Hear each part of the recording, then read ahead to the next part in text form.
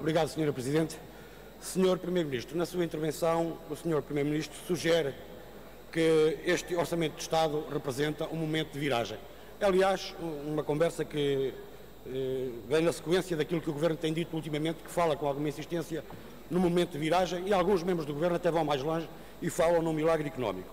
Mas aquilo que nos parece a nós é que a referência a esse momento de viragem acaba por ir apenas ao pretexto profundamente das políticas que provocaram já números verdadeiramente assustadores em termos de desemprego, que empurraram para a imigração milhares e milhares de famílias, que colocaram a fome e a miséria a bater à porta de muitas casas portuguesas, que levaram à destruição da nossa produção e que engordaram a dívida para números insustentáveis. E quando eu ouço o Governo falar desse putativo momento de viragem, lembro-me de que há uns tempos o Sr. Primeiro-Ministro dizia que começava a ver a luz ao fundo do túnel.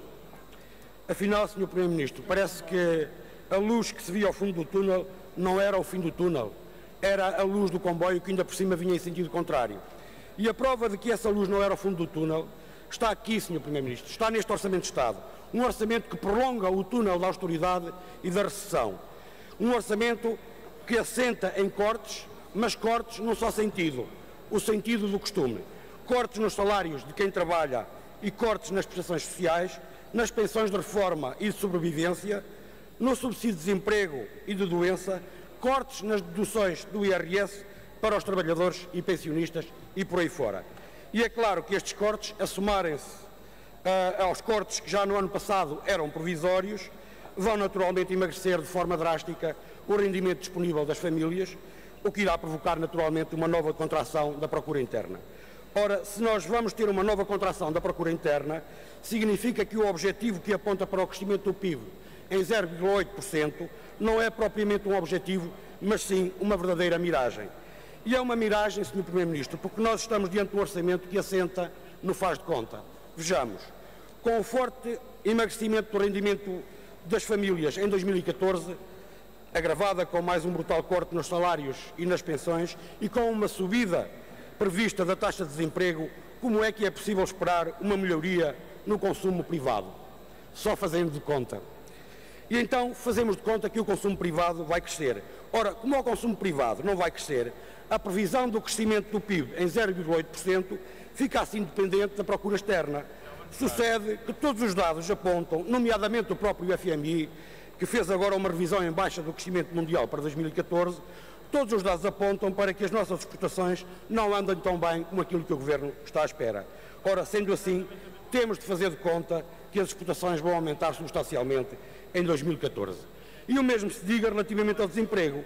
Nós sabemos que este Governo nunca olhou para este flagelo social como uma prioridade a combater. Nunca, em tão pouco tempo, foram destruídos tantos postos de trabalho como aqueles que este Governo destruiu. E o Governo prevê agora, neste orçamento, que a taxa do desemprego suba de 17,4% para 17,7%. São números, mesmo assim, vergonhosos. De qualquer forma, para ficarmos por esta taxa de desemprego de 17,7%, Sr. Primeiro-Ministro, nós vamos ter de fazer de conta muitas vezes. Temos de fazer de conta, por exemplo, que o Governo não colocou nesta proposta o seu artigo 59, que diz assim: durante o ano de 2014, as empresas públicas e as entidades empresariais do setor público empresarial reduzem no seu conjunto, no mínimo em 3%, o número de trabalhadores face aos existentes em 31 de dezembro de 2012. É que nem é 31 de dezembro de 2013, é 31 de dezembro de 2012. E também temos de fazer de conta, por exemplo, que o Governo não colocou nesta proposta o seu artigo 61. E o que é que diz esse artigo? Diz que durante o ano de 2014 as autarquias locais reduzem no mínimo em 2% o número de trabalhadores face aos existentes em 31 de dezembro de 2013. E, portanto, fazemos de conta que o Governo está mesmo empenhado em combater o desemprego para nos podermos fixar na taxa que o Governo prevê neste Orçamento de Estado. Mas, Sr. Primeiro-Ministro, nós podemos fazer de conta sobre muitas matérias e muitas coisas, mas há uma matéria sobre a qual nós não podemos fazer de conta. E essa matéria chama-se Constituição da República Portuguesa. É verdade, porque é um facto, que este Governo ainda não conseguiu apresentar a esta Assembleia da República um orçamento dentro das regras constitucionalmente estabelecidas. este Governo tem muitas dificuldades em mover-se dentro do quadro constitucionalmente estabelecido. E a nosso ver, e eu creio que também do Governo, porque só assim se justificam os sistemáticos recados que o Governo pretende dar ao Tribunal Constitucional, este orçamento também não se enquadra dentro das normas constitucionais. E a pergunta que tenho para lhe fazer, Sr. Primeiro-Ministro, é a seguinte: que planos tem o Governo para o caso do Tribunal Constitucional vir declarar algumas das normas deste Orçamento de Estado como inconstitucionais? Muito obrigado.